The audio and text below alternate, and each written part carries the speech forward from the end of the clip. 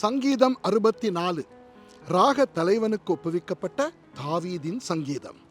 தேவனே, என் விண்ணப்பத்தில் என் சத்தத்தை கேட்டருளும். சத்துருவால் வரும் பயத்தை நீக்கி என் பிராணனை காத்தருளும்.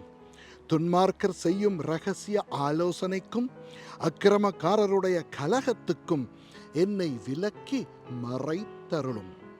அவர்கள் தங்கள் நாவை பட்டயத்தை போல் கூர்மையாக்கி மறைவுகளில் உத்தமன் மேல் எய்யும் பொருட்டு கசப்பான வார்த்தைகளாகிய தங்கள் அம்புகளை நாணேற்றுகிறார்கள். சற்றும் பயமின்றி சடிதியில் அவன் மேல் எய்கிறார்கள். அவர்கள் பொல்லாத காரியத்தில் தங்களை உறுதிப்படுத்திக் கொண்டு மறைவான கண்ணிகளை வைக்க ஆலோசனை பண்ணி அவைகளை காண்பவன் யார் என்கிறார்கள். அவர்கள் நியாயக்கேடுகளை ஆய்ந்து தேடி தந்திரமான யோசனை நிறைவேறும்படி பிரயத்தனம் பண்ணுகிறார்கள். அவர்களில் ஒவ்வொருவனுடைய உட்கருத்தும் இருதயமும் ஆழமாயிருக்கிறது. ஆனாலும் தேவன் அவர்கள் மேல் அம்புகளை எய்வார். சடிதியாய் அவர்கள் காயப்படுவார்கள்.